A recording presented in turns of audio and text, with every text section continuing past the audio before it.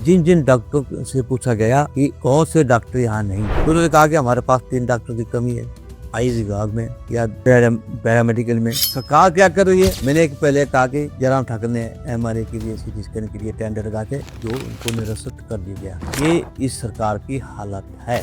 कई बार इस मुद्दे को जो है विधानसभा उठाया और माननीय स्वास्थ्य मंत्री जी के पास उठाया, माननीय मुख्यमंत्री ने उठाया। जो क्रॉसिंग के लिए जो मेडिकल कॉलेज जो मेरी दाईं तरफ है, बाईं तरफ से जो है ओवरब्रिज उसको बनाया जाए ताकि लोगों को सुविधा हो सके। लेकिन आज 3.5 साल का समय होने वाला है, कोई फुटब्रिज नहीं है, ना ओवरब्रिज है। तो मेरा कहने का मतलब है इस सरकार को कोई पता लग रहा है कि हम क्या कर रहे हैं, क्या नहीं कर रहे हैं, कौन अधिकारी क्या करता है। अधिकारी भी झूठ बोलते हैं और सरकार भी झूठ बोलती है। नमस्कार, दी न्यूज रीडर देख रहे हैं आप। मैं हूं आपके साथ प्रियंका ठाकुर और इस वक्त हमारे साथ मौजूद है इंदर सिंह गांधी जी। खास बातचीत के लिए करेंगे इनसे बातचीत। बहुत बहुत स्वागत है सर आपका। नमस्कार मैडम। सर, विधानसभा सत्र में आप अपने किन किन मुद्दों को लेकर के जो आए हुए हैं? मैम, मेरा पहले तो माननीय जो हमारे अध्यक्ष हैं विधानसभा के, वो शक्ति महोदय हैं। मेरा आज 11वां दिन है विधानसभा में। 3 दिन पहले लगाए थे, लेकिन एक भी मेरा तारीख कुछ नहीं लगा है।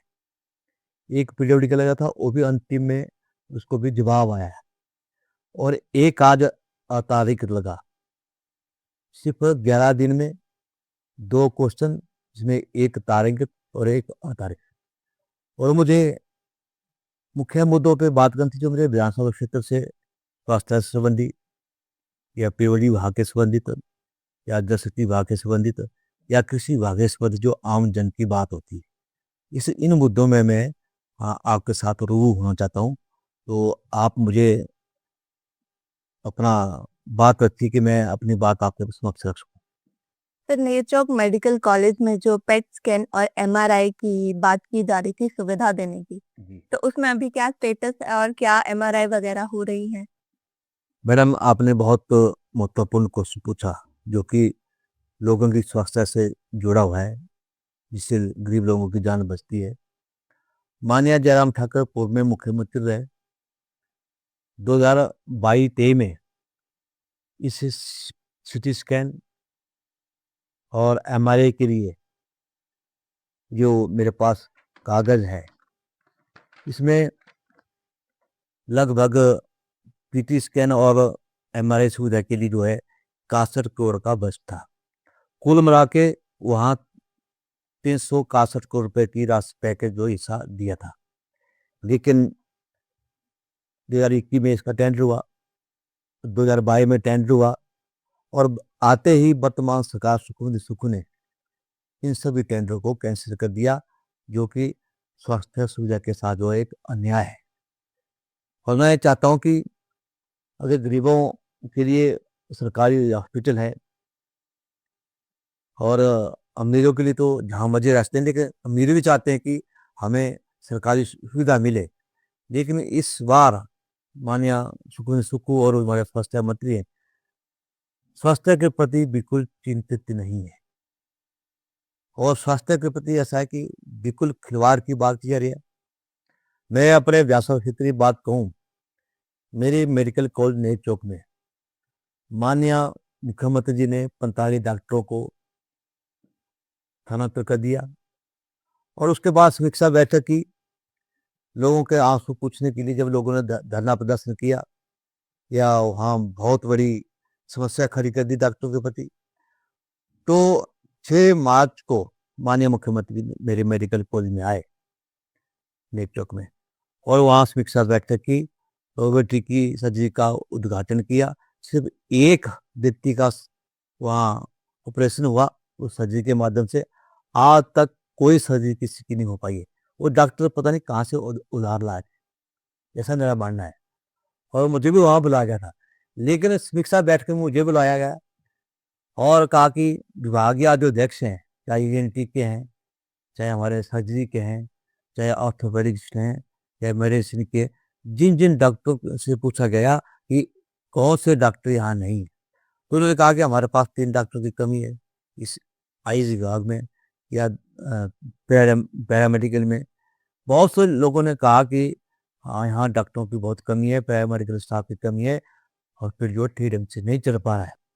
और मुख्यमंत्री ने कहा कि मैं कल ही डॉक्टरों को भेजता हूँ, जो कि मेरे मेडिकल कॉलेज में कई वर्षों से मांग है, जो एक अल्ट्रासाउंड का डॉक्टर होता है, वो आज तक नहीं है। वो लोग जो बाहर जो है अपना अल्ट्रासाउंड करवाते हैं, टेस्ट करवाते हैं, एमआरआई करवाते हैं, सीटी स्कैन करवाते हैं, और लाखों रुपए का चूना जो उन गरीबों को लग रहा है। सरकार क्या कर रही है? मैंने एक पहले कहा कि जयराम ठाकुर ने एमआरआई के लिए, सीटी स्कैन के लिए टेंडर लगाए थे, जो उनको निरस्त कर दिया गया। ये इस सरकार की हालत है। और जहाँ मेडिकल कॉलेज जो क्रॉस होने की बात आती है, पहले तो हमें 10-10 मिनट जो है सड़क के पास खड़ा होना पड़ता है मरीजों को, जब वहाँ उतरते हैं। जो आप जो ओवर फुटपाथ होता है, क्रॉसिंग, वो नहीं है। मैंने कई बार इस मुद्दे को जो है ध्यान सभा उठाया, और माननीय स्वास्थ्य मंत्री जी के पास उठाया, माननीय मुख्यमंत्री जी को उठाया। जो क्रॉसिंग के लिए जो मेडिकल जो कॉलेज जो मेरी दाईं तरफ है, बाईं तरफ से जो है ओवर ब्रिज, जो कि फुटपाथ ब्रिज होता है, उसको बनाया जाए ताकि लोगों को सुविधा हो सके। लेकिन आज 3.5 साल का समय होने वाला है, कोई फुटब्रिज नहीं है, ना ओवर ब्रिज है, तो आज लोगों को दिक्कत आती है, और वहाँ एक्सीडेंट भी होते हैं। कई बार तो हम भी बाल बच्चे हैं, क्योंकि वहाँ मेन नेशनल हाईवे है। इसलिए मेरा कहने का मतलब है कि सरकार धोखाधड़ी के साथ चल रही है, और झूठे आश्वासनों के साथ चल रही है, ये मेरा मानना है। वर्तमान स्थिति की बात करें तो आपके विधानसभा क्षेत्र में पानी की समस्या, सड़कों की समस्या लगातार बनी हुई है। तो मैम, पानी की तो आप बात छोड़ो, मेरे क्षेत्र में माननीय जयराम ठाकुर ने 45 करोड़ रुपए की लागत से एक एनडीबी की स्कीम थी, पीने के पानी।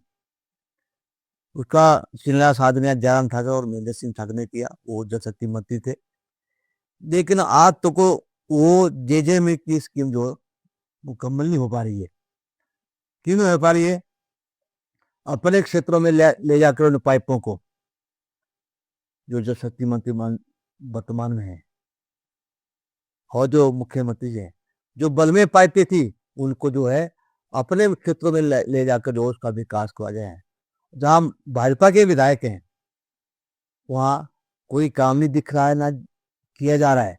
मेरी साफ तौर पे मेरा आरोप है कि ये सीधी भेदभाव की नीति है, और भारतीय जनता पार्टी के सभी विधायक साहब बोल रहे हैं। जैसा मेरा मेडिकल यूनिवर्सिटी है, अटल मेडिकल यूनिवर्सिटी, नेहरू चौक से स्थानांतर करना सदरघाट के लिए, मेरा तो वहां से सवाल है। मैं इसका विरोध नहीं कर रहा हूँ, लेकिन बच्चे बोलते हैं कि हम प्रैक्टिकल कहाँ करेंगे।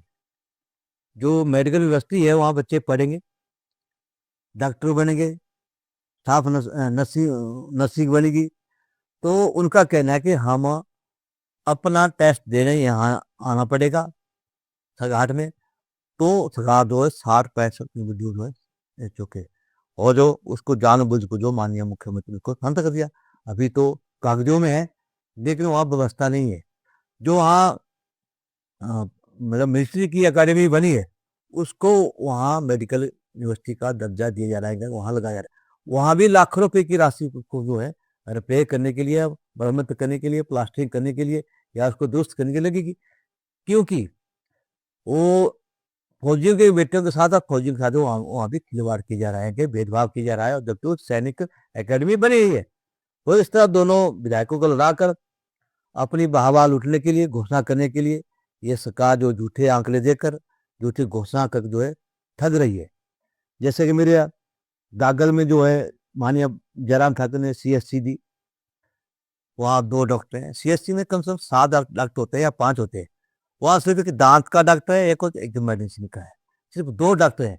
और दांतों के डॉक्टर के पास उनके पास चेयर बनी है, जो डेंटल चेयर होती है वो बनी है। वो पहले किस तरह दांत देखते हैं या लोगों को खाते हैं, ये इस तरह की सुविधा जो है आज आम जन को आ रही है। जबकि गागल और मेडिकल कॉलेज का कम से कम 8-9 किलोमीटर का, 10 किलोमीटर का अंतर है। गरीब लोग जो है वहाँ नहीं पहुँच पाते हैं मेडिकल कॉलेज में, क्योंकि टैक्सी लेके जाना पड़ता है, या बस देखना पड़ती है। बस हमने लगाई थी, एक मुद्रिका बस मेडिकल कॉलेज के लिए, जो कि 5-6 पंचायतों को सर्व करती थी। और हमारे लोग जो मेडिकल कॉलेज ज्वाइन चाहते थे, या जो हमारा मिनी सेक्रेटरी नेहरू चौक में वहाँ जाना चाहते थे, या बीडीओ ऑफिस जाना चाहते थे, या तहसीलदार के ऑफिस में जाना चाहते थे, ऐसी सुविधा माननीय जयराम ठाकुर ने जो हमारी एक मिनी सिटी जैसी शिविया के लिए दी थी, जो कि एक हमारी मुद्रिता बस थी। इस तरह मेडिकल कॉलेज की बात करें तो आज लोग जब वहाँ डॉक्टर के पास जाते हैं, तो डॉक्टर उठ जाते हैं, बाद में हमारा पेशेंट पूछता है। इस तरह की व्यवस्था जो बल में चल रही है। ये जो मेरा राष्ट्र का हॉस्पिटल है, वो सिविल हॉस्पिटल का दर्जा दिया, माननीय मुख्यमंत्री जयराम ने शिलान्यास किया और 6 करोड़ 20 लाख की राशि से बन गया सिविल हॉस्पिटल। वहाँ भी लगभग 9 डॉक्टर बैठने चाहिए थे सिविल हॉस्पिटल नाते, वहाँ भी 3 या 2 डॉक्टर बैठ रहे हैं। एक रात को आता है, 2 दिन को आता है, जबकि वो 45 पंचायतों का 25 पंचायतों का हब है। वहाँ भी स्वास्थ्य सुविधा चरमरा गई है, लोग तरस रहे हैं, टेस्ट बाहर करवाते हैं।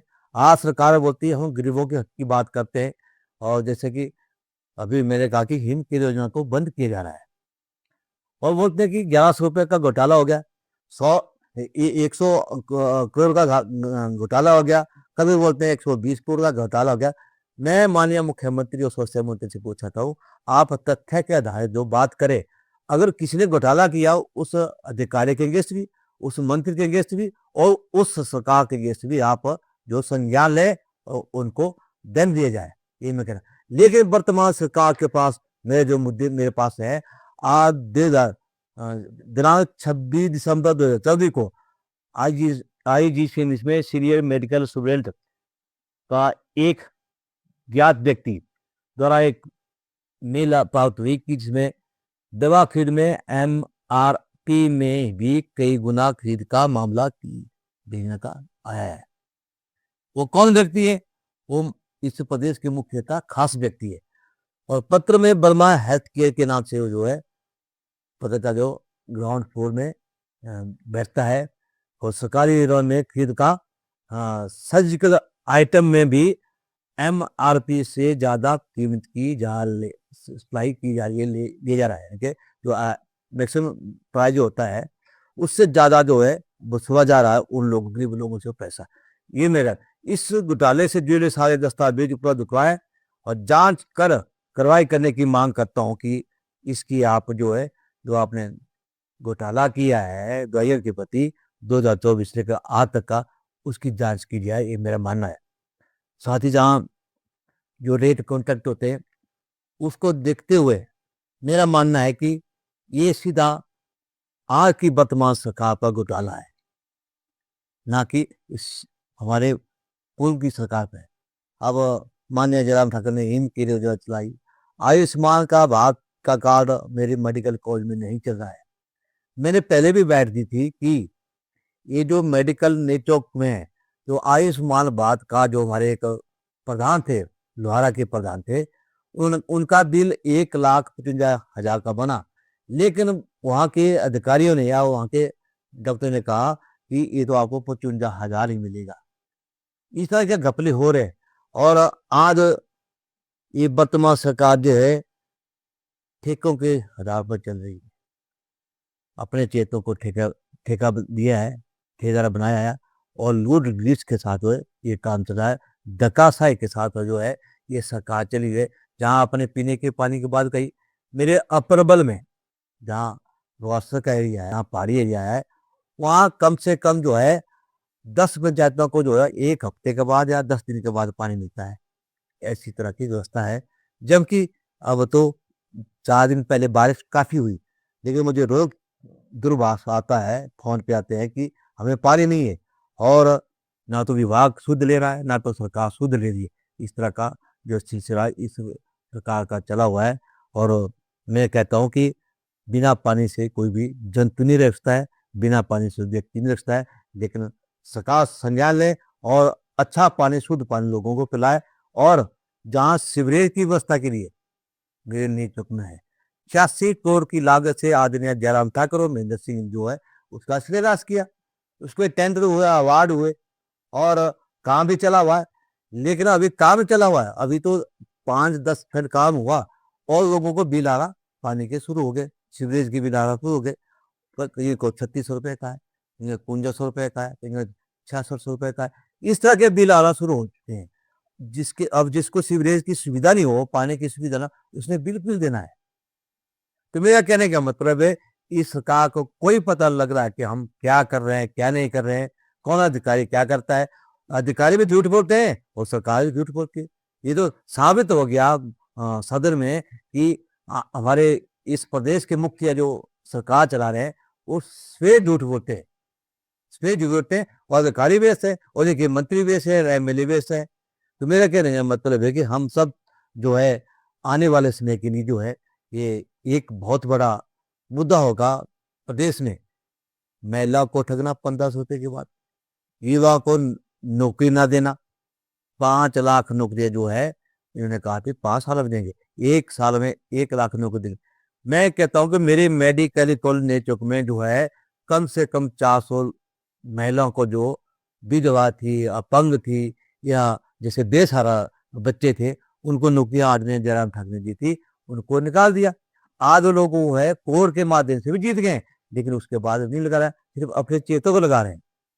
मेरा यही निवेदन है कि आपके चैनल के माध्यम से इन मुद्दों को जोर से उठा जाए, और जहाँ सड़कों की हालत देखा जाए तो सड़कों में तो बुरा हालत है।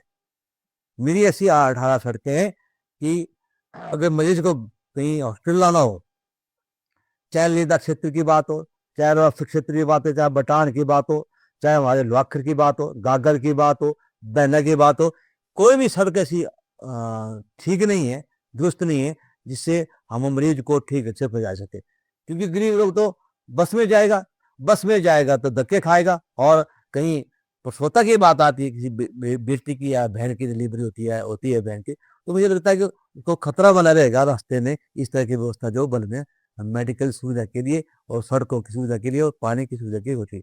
और मैं कृषि विभाग की बात करूं तो कृषि विभाग में तो अंधाधुंध जो है भ्रष्टाचार हुआ है। मैंने पहले भी क्वेश्चन इसके ऊपर लगाया था, लेकिन मुझे समय नहीं जाता है। मैंने पहले कह चुका हूं कि मेरे जितने भी क्वेश्चन 27-28 लगे हैं मैंने दिए हैं, लेकिन 11 दिन हो गए, मेरे सिर्फ एक तालिंकित और एक अतालिंकित क्वेश्चन लगा है, और उसमें भी चर्चा नहीं हो सकी।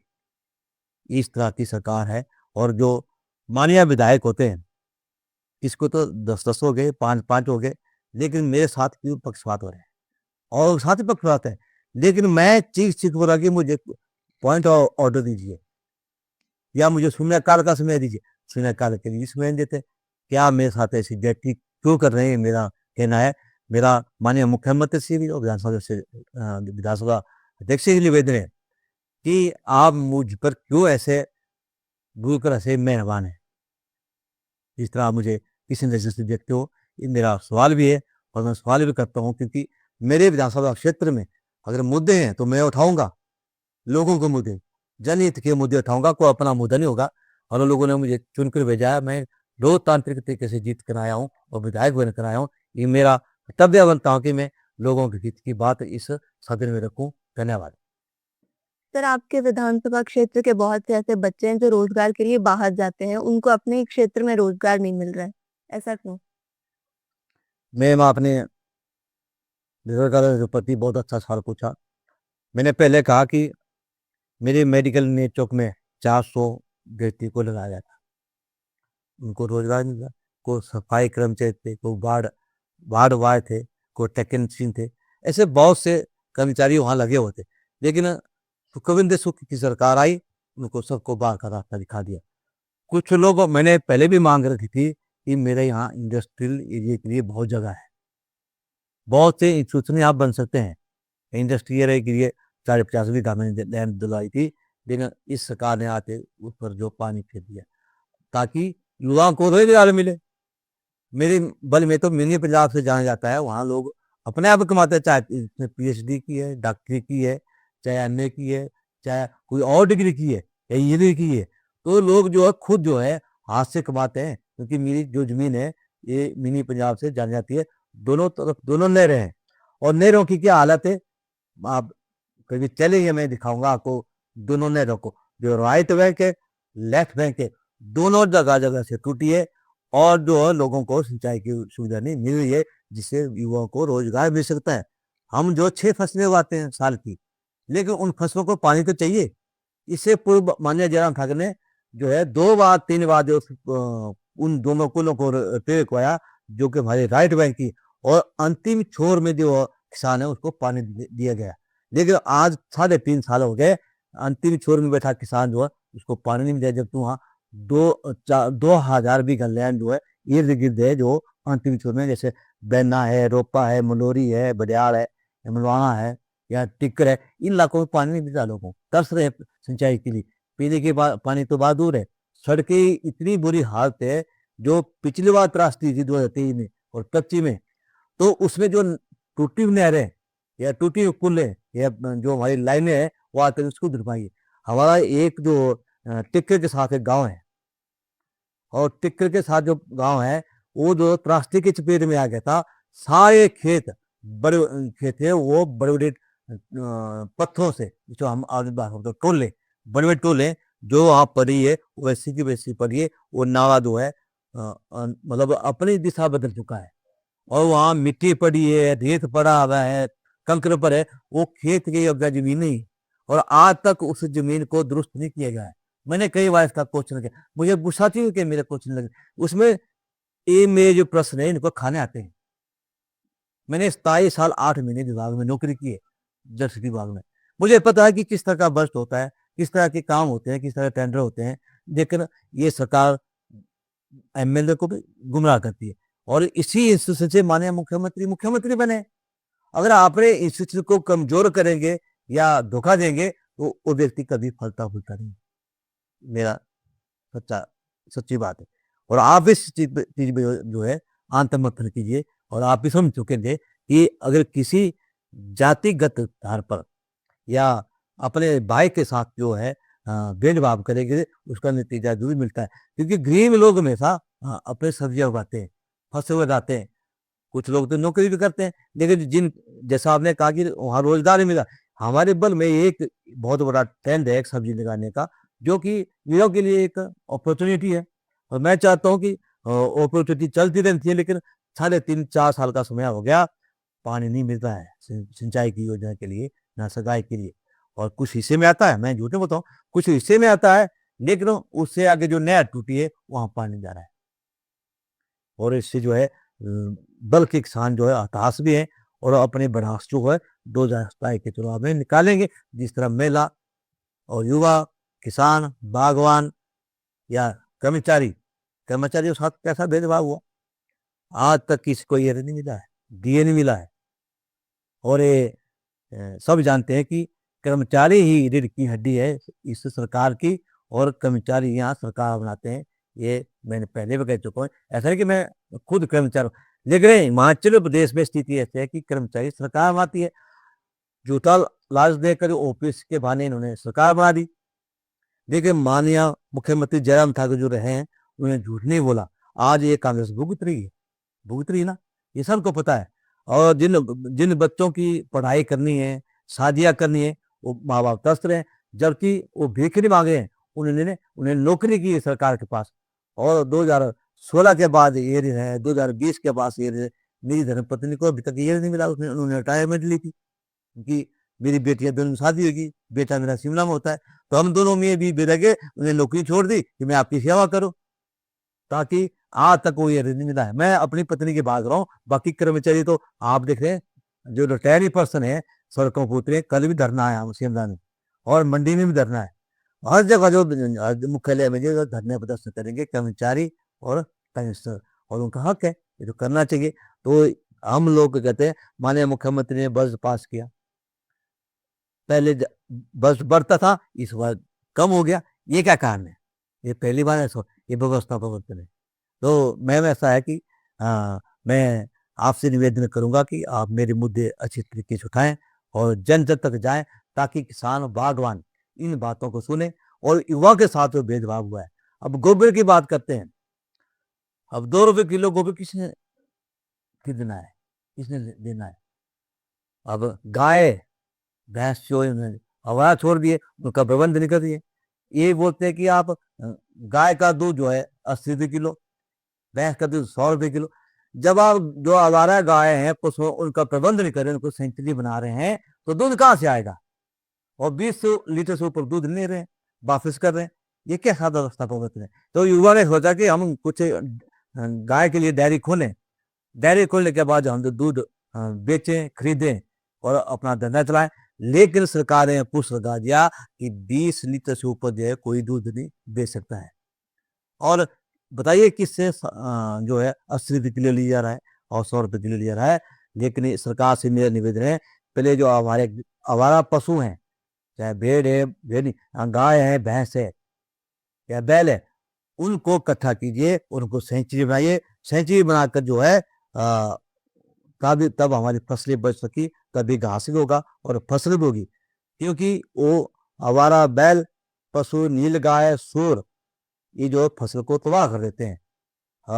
आज मैं अपनी ज़मीन की बात करूँ, तो मैं अपनी ज़मीन में सिर्फ़ घास ही लगवाता हूँ, क्योंकि इतने आवारा पशु, सूअर, जंगली सूअर जिसको बोलते हैं, नीलगाय या दूसरे से जानवर हैं जो कि फसलों को नष्ट कर, चाहे मक्की की बात हो, चाहे गन्नम की बात हो, चाहे टमाटर फसल लगाने की बात हो, अन्य फसल जो इस तरह का तबाह हो रहा है। तो मेरा निवेदन है कि सरकार तो बोलती है कि दोबारा की हमने रोज़गार खोल दिया, 100 रुपए किलो भैंस का दूध और 60 रुपए किलो 80 रुपए किलो गाय का दूध। अरे भई जो आवारा पशुओं का प्रबंध कीजिए। मेरा माननीय पशुपालन मंत्री से निवेदन है कि सेंचुरी खोलिए जहाँ आपको अच्छा लगता है।